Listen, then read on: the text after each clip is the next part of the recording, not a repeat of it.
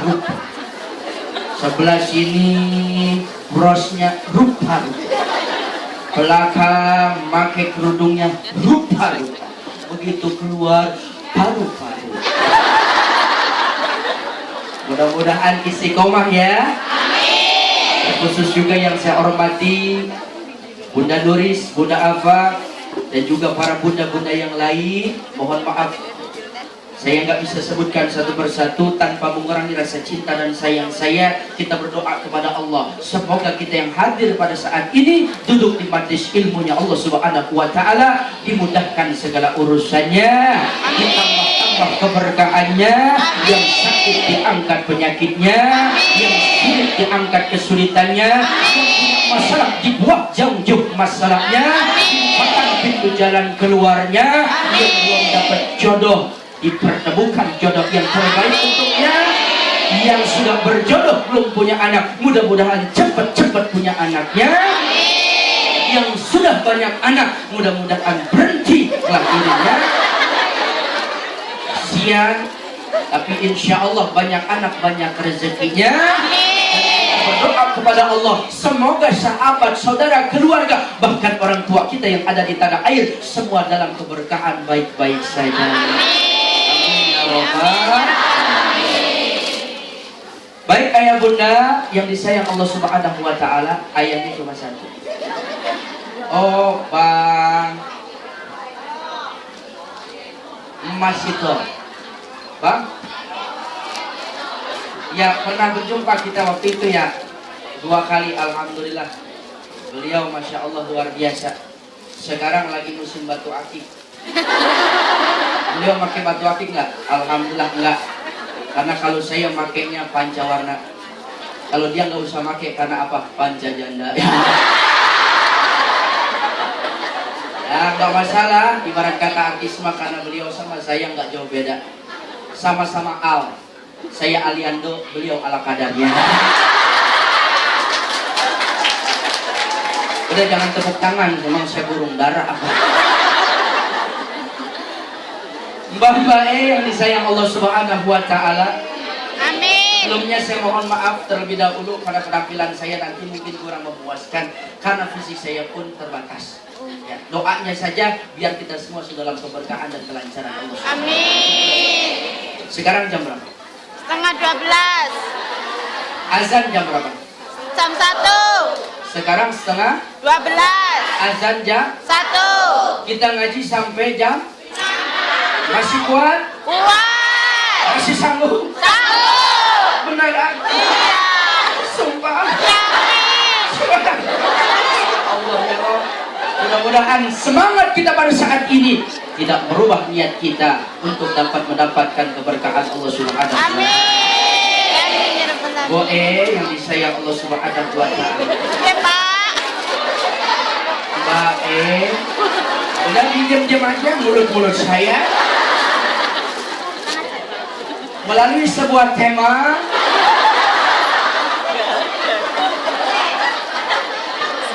temanya apa? Wanita Perindu surga. Surga adalah kenikmatan yang tiada tara.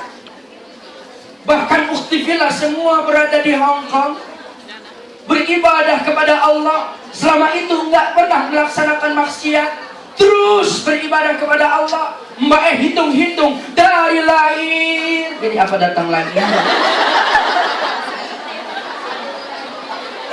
Ini banyak banget. Ya Allah. Kalau ada makanan sebelah sini, di sini minuman ya, biar makanannya muat. Semoga masih lebar. Ya iya, emang Ustaz mau minum terus? Kalau ada tisu, ada tisu. Ya, nanti buat melap keringat. Terus? Surga itu harganya sangat mahal. Tisu. Surga itu harganya sangat mahal. Saking mahalnya ketika kita beribadah, hingga begitu pas lahir cerak ke alam dunia. Tapi diganti dengan keistimewaan. Allah memberikan suatu kelebihan kepada mbak semua. Begitu lahir bisa bersujud kepada Allah, begitu lahir bisa bertasbih kepada Allah, begitu lahir bisa beribadah kepada Allah. Hingga saat ini usianya ratusan, ribuan, bahkan jutaan tahun, Mbak hidup dipakai untuk ibadah. Kemudian ketika wafat, Mbak bilang kepada Allah, ya Allah, seusiaku ratusan, ribuan, bahkan jutaan tahun, aku akan tukar dengan kenikmatan surga. Maka akan hal itu tidak akan bisa, Mbak. Karena surga harganya sangat mahal.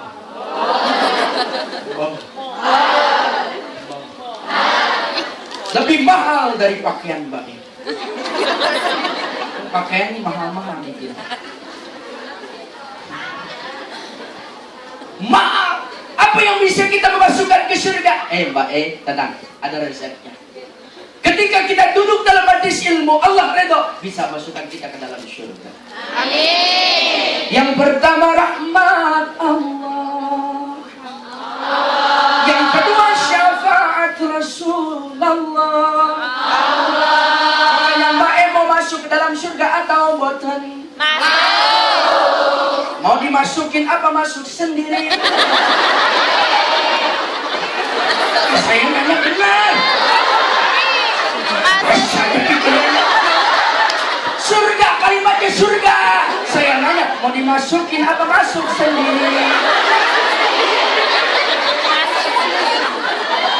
Mau masuk Sendiri. Kalau mau masuk sendiri ada syaratnya. Al-Imam Ahmad mengatakan dan meriwayatkan sebuah hadis di mana Rasulullah SAW bersabda,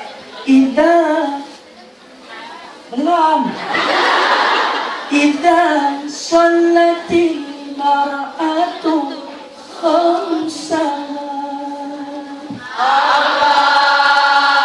Siapa orang yang salatnya 5 waktu dijaga,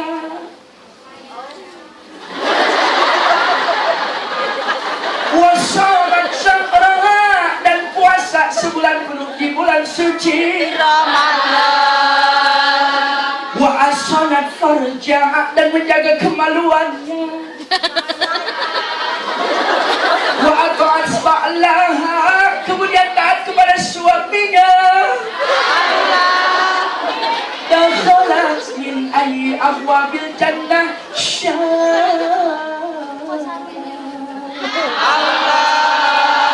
maka saat itulah Mbak masuk sendiri ke dalam surga. Di mana surga itu terserah Mbak meminta. Mau masuk ke dalam pintu, terserah mau pintu mana aja. Syaratnya yang pertama sholat 5 waktu. Bagaimana syarat menjaga sholat 5 waktu? Ya, kadang-kadang kita masuk benar sholat ya. Lihat sholat masih di jalan. Subuh kesiangan, zuhur asar, maghrib, Tepat waktu. subuh kesiangan, zuhur kerepotan, asar maghrib kecapean, isya ketiduran, isya ketiduran. Aku Saya tidur. saat ini kita harus di mana surga kita bisa pilih, kita masuk ke dalam pintu yang mana saja kita sukai. Gimana syaratnya? Yang pertama sholat. Makanya sholat itu ada 3 hal. Shot, lam, ta. Apa? Shot artinya sidqul qaul, yang berarti selalu berjujur katanya. Yang kedua, lainul qalbi, rendah, lembut, tenang hatinya. Tarikul ma'asi, orang yang salat bakalan meninggalkan segala maksiat. Pertanyaannya di sini udah model begitu apa enggak? Salah. Jujur perkataannya, ingat, bukan pendusta. Karena bagaimanapun seorang pendusta dikatakan orang munafik, dan musuh paling bahaya adalah orang munafik. Dalam bicara selalu dusta. Ayo. mengingkari janji-janjinya, berkhianat dalam bicara, lahir dan batinnya tak sama. Itulah orang munafik, orang yang punya muka dua, munafik, munafik. Ta'udzubillah. Bahkan yang pertama jujur, bahasanya tidak pernah bohong. Mbak E kira-kira pernah bohong enggak? Pernah. Alhamdulillah. Mengakui kesalahan itu adalah awal perubahan. Amin. Jangan kulil haq walau kana murran, walaupun baik katakan aja. Ya, misalkan Mbak E mendidik anak, ya misalkan ada Mbak E pulang kampung dulu sebelum namanya kerja di Hong Kong, kan kehidupannya susah. Punya anak susah, beras enggak punya, pakaian juga ada ganti-ganti, suami molor kerjaan. Begitu susah anak minta jajan, ada tukang es krim lewat, tiluli, tiluli, tiluli, tiluli. Begitu bukan ya? Sama, itu tukang es krim. Tiba-tiba anak minta, "Ma, beli es krim." Emaknya bilang, "Jangan, ayo, jamu, rasanya ndak enak, nanti muntah-muntah." Oh begitu ya Mak? Akhirnya tuh anak dibohongin. Nah, perkataan yang demikian tidak mendidik. Jujur aja, jujur walaupun pahit. "Mak, beli." "Anakku sayang, itu es krim rasanya enak. Ada rasa stroberi, mangga, nanas. Ada juga yang namanya paling enak tuh durian. Itu kalau musim panas begini diminum, ya ilah enak banget. Cuma sayang anakku, Mak gak punya duit. Nangis. Daripada beli itu, mendingan beli beras. Ya lain waktu, lain kali kita belinya." Oh begitu ya Mak? Begitu walaupun jujur, walaupun baik. Ini kadang-kadang kita seringkali berdusta. Sama suami berdusta, sama istri berdusta, sama tetangga berdusta. Bahkan manusia yang ingkar kepada Allah, berdustanya bukan terhadap manusia, kepada Allah juga ikut berdusta. Gimana caranya? Dia mengaku sholat padahal nggak pernah ibadah. Dia membawakan hidup kebaikan, tetapi dia tidak memberikan hak-haknya kepada Allah. Itu yang salah. Kita banyak minta tanpa menyembah. Dalam mukadimah saya bacakan, iyyaka na'budu Wa iyyaka nasta'in. yang pertama menyembah, yang kedua meminta. Menyembah tanpa meminta sombong. Meminta aja enggak menyembah, males. Yang betul menyembah, meminta tengah malam kita punya masalah, yang lain tertidur pula. Tapi Mbak yang ngambil air wudhu, ya Allah, terbasuh, itu namanya kaimakas, ilers. Kita cuci muka, gosok gigi, kita baca sholawat, Allahumma sholli ala Muhammad, nikmat. Kita basuh muka, kenapa hati yang ada? Karena Allah menyertai kehidupan kita, dan kita nggak bersedih tatkala Allah kasih ujian. Kita menyerahkan semua ujian kepada Allah hingga tengah malam, yang lain tertidur pulas. Dalam kondisi dingin kita ngambil air wudhu, kita baca sholawat, kita tanamkan keimanan di dalam hati. Kemudian kita sholat walau rakaataini, walaupun 2 rakaat, bersujud kepada Allah. Saat itulah doa-doa kita terijabah. Berdoa di kala sujud, insya Allah doa kita nggak bakalan terlepas daripada malaikat yang mengaminkannya. Amin. Kalau baca doa sujud, Subhana rabbiyal a'la wa bihamdihi, Subhana rabbiyal a'la wa bihamdihi. Subhana Rabbiyal a'la wa bihamdihi. Ya Allah, ya Allah. Malahan ini kerjaan susah. Mudah-mudahan segala kesulitan hamba Engkau permudah ya Allah. Segala keluh kesah hamba Engkau perdengarkan ya Allah.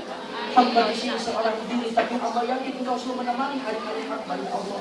Jadikan catatan kehidupan kita penuh dengan ibadah. Sujudkan kening kita, basahkan muka kita. Tengah malam yang lain tertidur, bangun kencing, tapi kita sholawat dan juga sujud kepada Allah Subhanahu wa Ta'ala. Di sini ada enggak yang model begitu? Ada. Alhamdulillah. Di sini ada paling 1, 2, 3, 4, selebihnya menjalan. Ya, mulai sekarang tahajudnya iya kana buduk wa iya kana nasta'in. Banyak peminta juga salah. Bahkan tatkala kita tersandung oleh namanya tunggang ataupun di jalan, kemudian sendal kita putus, saking kita ibadah kepada Allah, maka itu menjadi sebuah jawaban atas doa. Ya Allah, ya Allah, begitu. Mudah-mudahan ini pertanda baik. Doa terus. Jangan-jangan apa yang menjadi musibah, ya tidak ngeluh terus. Ini yang dibosankan. Teman-teman ngeluh.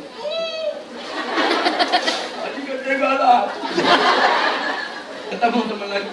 Gaji saya nggak dikasih. Ngeluh sama teman solusinya cuma bilang. Betul nggak? Kalau sabar itu kita bisa nikmatin, kita bisa rasakan. Tetapi kadang-kadang diterima sama teman nasihatnya, tapi kadang-kadang masuk kuping kanan, keluar kuping kiri. Enggak diamalin. Makanya begitu punya masalah, serahkan sama Allah. La tahzan, innallaha ma'ana. Jangan sedih, Allah beserta kita semua. Yang penting satu syaratnya, salat mencetak pribadi yang jujur. Kalau hati kita jujur, lisan kita jujur, perilaku kita kerja niat karena Allah dan kita jujur, insya Allah kebahagiaan yang Allah akan janjikan dan kita dapati bukan hanya di dunia, tapi kelak di alam akhirat. Amin. Yang kedua, lainul qalbi. Hati kita jadi tenang. Melihat teman sukses, alhamdulillah. Melihat teman dapat gaji naik, melihat teman pakai kerudungan baru, alhamdulillah. Melihat teman pakai makeup baru, alhamdulillah. Hatinya menjadi tenang. Ini kadang-kadang kan beda, sholat terus, tapi hati kita selalu disifat hasud, iri, dengki, sum'ah dan sebagainya, ujub, takabur, sehingga hati kita enggak pernah bersyukur kepada Allah. Melihat teman senang, kita yang susah, melihat teman susah, kita yang senang. Ini yang bahaya. Lihat teman naik gaji, yang lagi asmanya kumat. Ada enggak di dia? Ada enggak? Lihat teman dekat sama majikannya, sayang majikannya sama dia. Kita yang lagi namanya itu sakit gigi koyo 46 gigi. Udah mirip banget layar tancap. Begitu temannya naik gaji tiap bulan, mejeng di temannya, dia yang lagi gegetik. Tahu gegetik? Enggak. Apa bahasa? Ngegencet. Ngegencet. Apa ngegencet? Gegetik gitu. Kalau kesel kan suka begitu. Enggak boleh. Bersyukur kepada Allah, minta sama Allah dengan caranya masing-masing. Bahasanya apa? Bahasanya Jawa. Minta sama Allah, boleh-boleh saja. Bahasa Jawa, minta sama Allah, boleh. Ya Allah, Gusti nu agung. Gimana? Ya Allah, Gusti. Ya Allah, Gusti Allah. Ya bahasa Jawa dah. Terserah. Saya tidak lancar bahasa Jawanya. Kemudian kita berdoa dalam kondisi berjalan, silahkan. Ketika kita punya masalah, pertama kali yang tahu masalah itu adalah keluh kesahkan, kita serahkan kepada Allah. Oke? Mulai sekarang begitu ya. Tidak usah teman tahu. Sekiranya kalau udah mentok, teteskan air mata dan sujud kepada Allah. Mudah-mudahan Allah bukakan pintu jalan keluarnya. Yang ketiga, tarikul ma'ashi. Allah jauhkan dari segala maksiat. Maksiat, terutama maksiat yang sifatnya mengantarkan kita kepada jalan keniscayaan. Lihat, kita hidup di masyarakat yang non-muslim. Tentunya kalau kita hidup di masyarakat non-muslim, kita seringkali mendapatkan ujian cobaan yang sifatnya kita nggak bisa namanya menolaknya. Lingkungan faktor utama membentuk karakter kita. Teman lihat, oh, tadi saya lewat, Masya Allah. Banyakin istighfar. Kadang-kadang saya lagi baca sholawat itu la ilaha illallah, la ilaha illallah. Kalau nggak usuk berubah la ilaha illallah. Astagfirullah, baca istighfar. Sekarang musim panas, saya baru nanya sama Mbak Dia sama Mbak tadi yang nganterin saya. Sekarang musim panas ya, pantesan jam subuh aja udah panas banget bawaannya. Pas begitu saya keluar lebih panas lagi. Ya Allah. You can see my ketek. Paket lamanya hot pen. Jadi saya pernah punya pengalaman Mbak. Itu kan sholat Jumat. Begitu sholat Jumat kan jam setengah 12, jam 12 azan. Saya ada tamu setengah 12 baru pulang. Begitu saya berangkat naik mobil nggak mungkin keburu. Akhirnya naik motor. Begitu saya naik motor di jalan raya, itu naik motor sampai 15 menit lagi. Sedangkan jam 12 itu azan Jumatan. Saya harus sudah sampai ke tempat. Pas begitu saya dalam perjalanan, Masya Allah, itu ada anak muda berdua naik motor.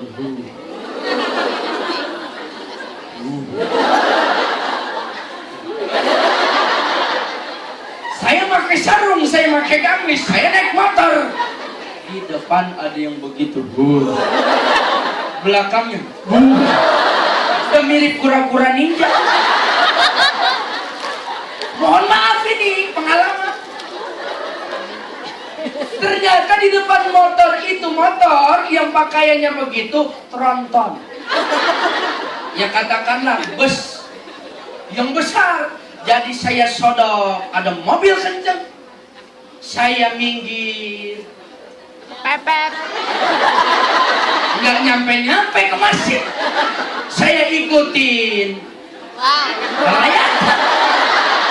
Jadi gimana dong saya?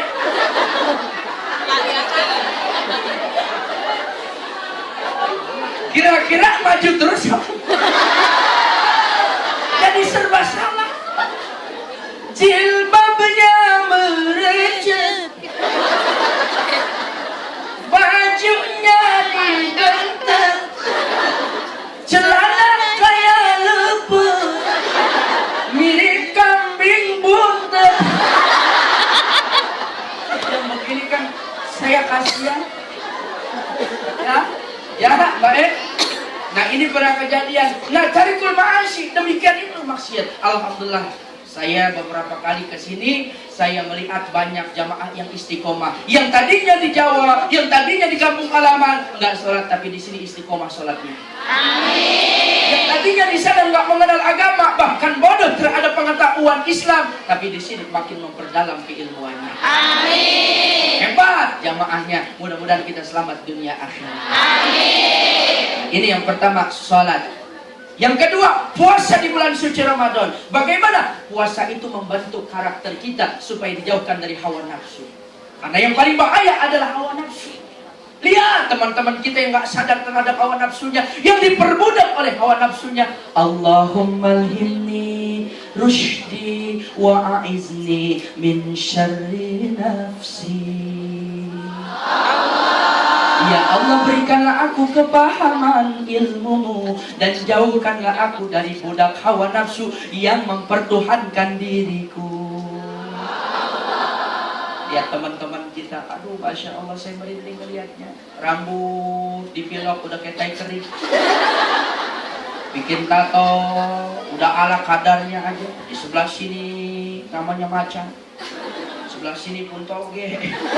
Ya pas begitu make celana tinggi digaruk ngebul.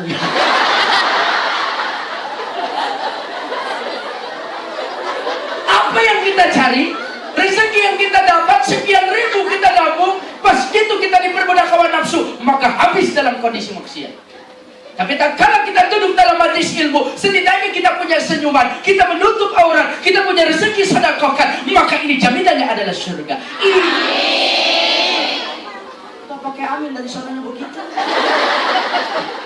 Ya, makanya puasa membentuk karakter, menghindarkan diri kita dari kejaran maksiat.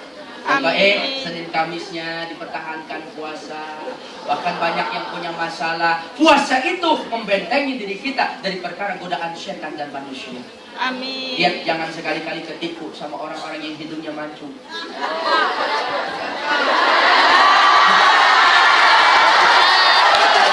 Kalau yang ini mah kecuali aja.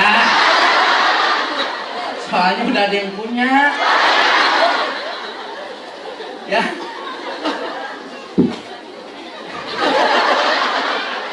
Jangan ketipu dengan orang yang tingginya gede. Saya mah semakai, semeter nggak sampai. Jangan ketipu dengan ketampanan. Tapi suatu saat mereka ada misi tertentu. Apa yang menyebabkan mereka mau terhadap diri kita? Bukan karena kecantikan kita, bukan karena keistimewaan yang ada dalam diri kita, tetapi satu, karena uang yang kita miliki. Betul nggak? Banyak di antara kita yang ketipu. Lihat, kalian tuh namanya Mbak Ibunda, semuanya saudara saya yang di sini berjuang untuk menafkahi keluarganya. Itu berjuang, hitungannya jihad. Jihad itu adalah ibadah. Ketika niat itu salah, maka ibadah bukan lagi kita dapat. Yang ada justru musibah. Makanya jangan ketipu tuh, sakit. Sakitnya sendiri. Ya. Ya Mbak ya? Ya. Insya Allah kita berdoa kepada Allah dijauhkan dari hawa nafsu yang membuat Amin. kita kepada nafsu. Puasa di bulan suci Ramadan. Yang ketiga adalah wahasonat farjaha, menjaga kemaluannya. Ingat Mbak saya sadar betul keberadaan saya jauh beberapa hari dengan keluarga, dengan istri. Rasanya sulit sekali menjaga hawa nafsu. Bagaimana? Dengerin dulu kan? Kan saya normal. Makanya saya bilang demikian. Justru itu fungsinya membawa, memalingkan pandangan. Begitu saya lewat, ya saya istighfar aja. Astagfirullah. Astagfirullah. Ya kalau dilihat sekali, namanya nggak masalah. Ya kan nggak sengaja. Kalau yang sengaja itu yang bermasalah. Nazratul ula ulalaka wal khoniyah alaika. Kalau Ustaz punya dalil, pandangan pertama nggak masalah. Oh kalau begitu mah saya nggak ngedip-ngedip aja. Dosa sama. Maksudnya pandangan yang nggak sengaja, sononya mah sama aja dosa.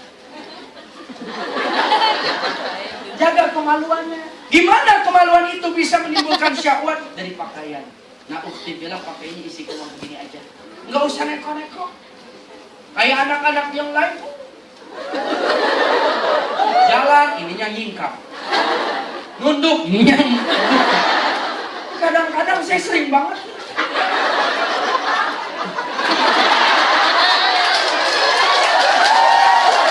Bukan apa-apa Mbak yang atas kuat yang bawah.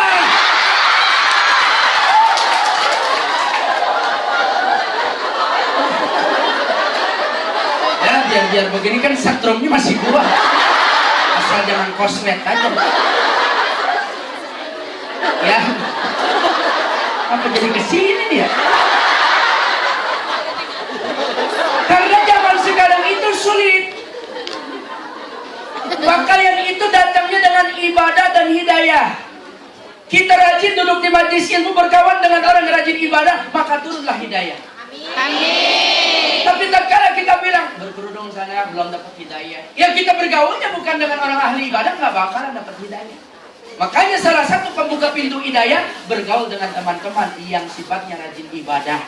Amin. Maka dapat hidayah, istiqomah, ya insya Allah. Kadang-kadang kalau namanya dibilangin zaman sekarang anak udah netral aja, udah songong bener. Apalagi namanya di negara seperti ini, baju gue, paha gue. Saya pernah bilangin begitu. Itu bukan di Hong Kong, di kampung halaman saya ada tetangga yang sifatnya kalau lewat setiap hari sekolah depan saya. Itu saya bilang, Neng, itu cantik banget, sayang kalau dibuka di obral begitu. Neng ibaratkan begini Neng, ada 2 permen yang saya punya. Yang satu masih rapat, yang satu lagi saya udah buka. Kemudian saya hisap itu permen, nah saya biarin aja. Yang pertama belum kebuka, tertutup rapi. Yang kedua sudah terbuka. Saya biarin, saya taruh di depan. Nah, ada lalat nemplok, ada buaya nyaplok, ada tokek, ada kucing garong, nyampur ke situ. Tapi yang rapat enggak ada yang berani. Betul enggak? Saya bilang begitu tutup aurat neneng, kasihan itu, sayang banget mbak, kasihan. Apa jawab dia? Ustaz, baju-baju saya, dada-dada saya, paha-paha saya, pakaian-pakaian saya. Kenapa Ustaz yang komen? Itu Ustaz kenapa ngeliatin saya?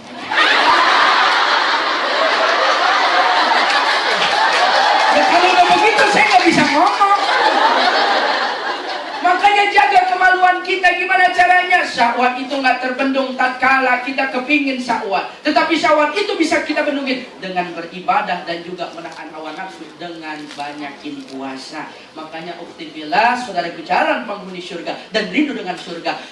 Gimana caranya kita bisa masuk ke dalam surga? Jaga kemaluan kita. Ya, insya Allah. Wa hasanat farjaha wa ata'at balagha. Nah, sampai di situ kita menaati suami. Kita berpisah dengan suami bukan cara yang mudah. Kita berbicara dengan suami hanya lewat telepon. Kita memandang suami hanya lewat 3G atau memandangi fotonya. Kita menghayal suami hanya dengan bentuk bayangan. Kita belum bisa namanya menyentuhnya. Kita belum bisa namanya memegangnya. Tapi tatkala ibadah ini dijalankan wa'atat subhanallaha, kita taat kepada suami. Ingat kita menjalani titipan dan nasihatnya. Kata suami jangan begini, jangan. Selagi gak berbenturan dengan maksiat, jalankan. Tapi kalau sudah berbenturan dengan maksiat, perintah suami haram kita jalankan. Begitu Mbak ya? Terus bagaimana caranya? Ustaz, ini mudah caranya. Ada 3 hal ketika wa'atat subhanallaha. Kita menaati perintah suami, cukup menjaga 3 hal. Yang pertama, mata suami. Yang kedua, telinga suami. Yang ketiga, hidung suami. Jangan sekali-kali suami menatap, walaupun jauh tatapannya, kecuali ketika depan suami ataupun di mana, tampil indah, seindah-indah. Pakai bedak, pakai.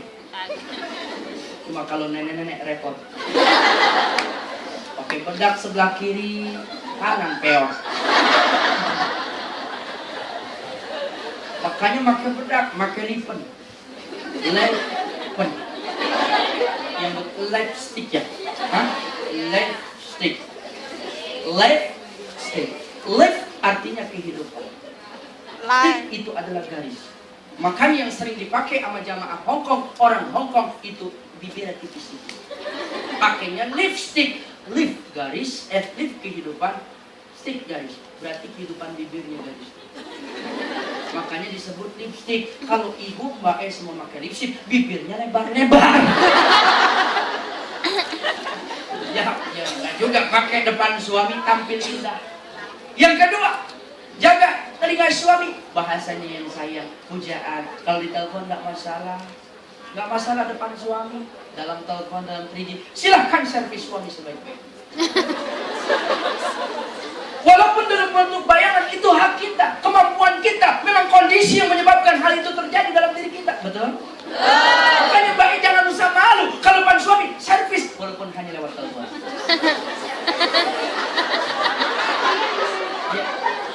Ya misalkan suaminya ngajakin, ya begini bahasanya isyarat aja ya. Bye bebek. Miss you. Beb, yuk. Udah ngerti dah. Kata mamanya ngisi pulsa. Iya. Iya kan dari kemarin belum diisiin bebeknya. Artinya Mbak ngejawab, aduh, my sayang, my honey, ini baterainya lobet. Kagak bisa ngisi pulsa malam ini. Suami yang sabar di tanah air, yang mungkin suami ngerti, oh istriku mungkin kerja pagi, siang, malam capek, nggak bisa ngisi pulsa malam ini, besok aja ngisi. Diajakin lagi, my bebek, ayo kemarin kan baterainya lobet, sekarang ngisi pulsa. Apa kata Mbak Aduh, nggak ada sinyal. Baterainya lowbat, sinyalnya nggak ada. Bingung suaminya. Seminggu, 2 minggu, 3 minggu nelpon. Pas begitu nelpon nggak ngajakin ngisi pulsa. Mbak, ajakin sendiri. Langsung servis suaminya. Mas, mas, ini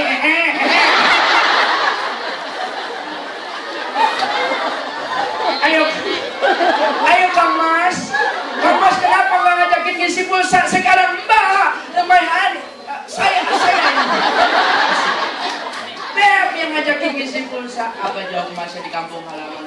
Mohon maaf saya, Mas udah ganti kartu.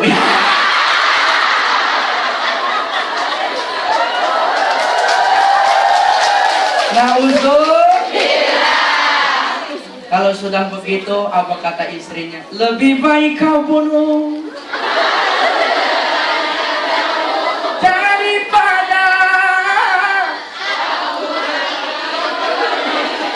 Ya Allah, cintanya dikhianati.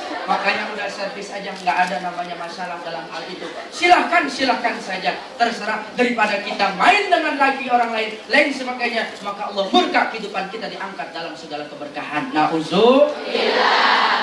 Ata'at ba'laha wa hasanat farja'a dakhalat min ayyi abwabil jannah sya'at. Maka saat itulah kita bisa masuk dalam surga secara gratis dengan pintu yang senang kita senangin.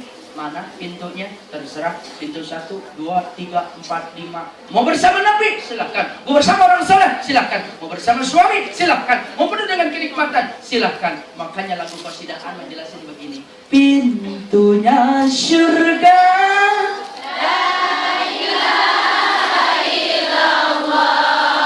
kunci pembukanya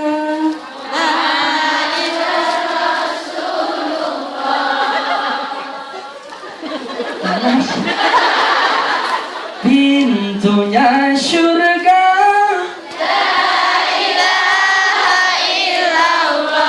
kunci pembukanya ketukan dalam hati suci ini, janganlah sampai goyah selama hidup sampai mati. La ilaha illallah Muhammadur Rasulullah. La ilaha illallah Muhammadur Rasulullah. Tadi apa ukhti syaratnya bisa masuk sendiri ke dalam surga? Yang pertama sholat, 5 waktu. yang kedua Puasa Ramadan. yang ketiga, Taat pada suami. yang keempat taat sama suami. Maka kita bisa masuk ke dalam surga. Intinya kita berjaga diri dari hal-hal yang sifatnya didurhaka, yang tidak diridhai oleh Allah Subhanahu wa taala. Makanya kita nyanyi sebentar biar refreshing. Bagaimana kita supaya ingat dimanapun kita berada, tetap ingat kepada Allah. Jalani sholat. Sepohon kayu hafal? Sepohon kayu lebat bunganya serta buahnya, walaupun hidup 1000 tahun dia tak sembahyang, apa gunanya? Walaupun hidup 1000 tahun kalau tak sembahyang, apa gunanya? Berarti ini pelajaran buat kita semua. Kalau kita hidup di Hongkong tidak sembahyang, maka nggak ada gunanya, ya. Apalagi kita namanya hidup 1000 tahun. 1000 tahun saja tidak ada gunanya kalau hidup. Apalagi kita hanya hidup sebentar, tahunan 4, 5, 6, 7 sampai 10 tahun di Hongkong. Tidak sembahyang, maka tidak ada gunanya. Berjamaah, inilah sepohon kayu nasihat buat kita bersama. Kita berdoa kepada Allah sambil menghadirkan kesalahan kita. Semoga kiranya dosa-dosa kita diampuni dengan syair yang menjadi syiar, nasihat buat kita semua.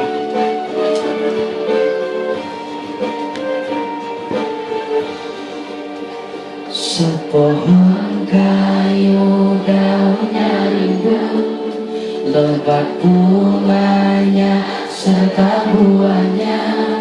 Walaupun hidup 1000 tahun, bila tak sembahyang apa gunanya? Walaupun hidup 1000 tahun, bila tak sembahyang apa gunanya? Kami sembahyang, sunnah yang ada bukan sembarang. Walaupun hidup 1000 tahun, bila tak sembahyang apa gunanya? Walaupun hidup 1000 tahun, bila tak sembahyang apa gunanya? Kami bekerja sehari-hari untuk berumah sendiri. Walaupun hidup 1000 tahun, bila tak sembahyang apa gunanya? Walaupun hidup 1000 tahun, bila tak sembahyang apa gunanya? Hidup ini adalah sederhana. Tatkala kita taat kepada Allah, maka Allah akan melayani kehidupan kita. Tapi tatkala kita ingkar terhadap segala nikmat yang Allah berikan kepada kita, maka ujian, masalah, cobaan bertubi-tubi mendatangkan kita. Tapi tatkala asma Allah kita agungkan, maka semuanya adalah sederhana. Salat adalah jawabannya. Kami sembahyang 5 waktu, siang dan malam sudahlah tentu.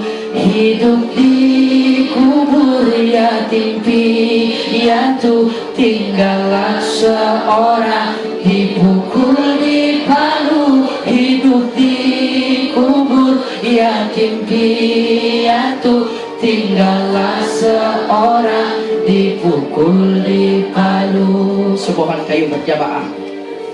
Sebuah kayu daunnya rimbun, lebat buahnya serta buahnya. Walaupun hidup 1000 tahun, bila tak sembahyang apa gunanya? Walaupun hidup 1000 tahun, bila tak sembahyang apa gunanya? Ukhtibillah, yang kita harapkan dalam hidup ini adalah kebahagiaan. Bahagia sejatinya adalah kita beribadah kepada Allah, di mana ketika kita mendapatkan kesulitan, curhatan sejati kepada Allah, di mana kita mendapatkan ujian, cobaan, bahkan hinaan serta kezaliman dari segala macam penjuru, maka sebaik-baiknya adalah tempat kembali masalah hanya kepada Allah Subhanahu wa ta'ala. Insya Allah. Wasta'inu bis-sabri was-salat. Mintalah kepada Allah dengan sabar dan salat. Insya Allah. Sabar itu menerima, memikul ketidaknyamanan, ujian dan cobaan. Wanita perindu surga, siap-siap sabar, karena di dalam surga penuh kenikmatan, di dunia penuh dengan tantangan. Oke, ukhtifillah. Yang pertama adalah kita bisa masuk surga sendiri, yaitu syaratnya sholat 5 waktu, puasa di bulan suci Ramadan, menjaga kehormatan, taat kepada suami. Insya Allah kita bisa masuk sendiri, dan terserah mau masuk dalam pintu surga yang mana aja, dipersilahkan oleh Allah Subhanahu wa ta'ala. Amin ya rabbal alamin. Masih mau nyanyi apa mau terus ceramahnya? Mau nyanyi? Mau nyanyi sambil ceramah? Rindu dengan surga? Surga itu Allah turunkan beberapa bagian di dunia. Yang pertama adalah di kaki ibu. Al jannatu taqtadihil ummahat. Kalau ukhti nggak percaya, coba buktikan. Bagaimana? Ridhonya Allah, ridhonya orang tua. Murkanya orang tua, murkanya Allah. Begitupun sebaliknya. Makanya saya pernah jelasin ayat ini sama anak-anak. Anak-anak nggak bisa nerima. Begitu saya bilang, anak-anakku, surga itu di bawah telapak kaki ibu. Tiba-tiba dia lari. Mau kemana? Saya mau melihat surga taat. Begitu. Ternyata dia lewat surganya. Dia lari nemuin surga. Ternyata benar surganya ada di bawah kaki ibu. Cuma ibunya habis mandi. Pakai handuk aja. Dia angkat kakinya. Ini kenapa sih anak? Sebelah kiri, nggak ada surga mah. Kata Ustaz, surga di bawah tapak kaki mah. Yang ada surga babak lu itu. Maksudnya bukan di situ. Surga itu bisa kita dapati ketika kita mendapatkan ridho orang tua. Nah itu yang pertama. Yang kedua, diroboh. Bagaimana sejarahnya roboh itu disebut taman surga? Karena malaikat Jibril Allah perintahkan di dalam surga untuk mengambil segenggam tanah yang ada di dalam surga, kemudian menanamkan di samping makam Rasul. Innal baita min baiti hujratan min baradhah miriyadil jannah. Di samping makam Rasul dan di samping mimbar, nah situ bertepatan ada karpet hijau, namanya roboh, yaitu taman surga. Karena ada tanah yang ditanam oleh malaikat Jibril berasal dari tanah surga. Makanya bisa kesempatan ke tanah suci. Amin. Allah berdesak-desakan. Amin apa amin? Berangkat ke tanah suci. Amin. Amin ya Rabbal. Amin. Berangkat ke tanah suci. Labbaik Allahumma labbaik.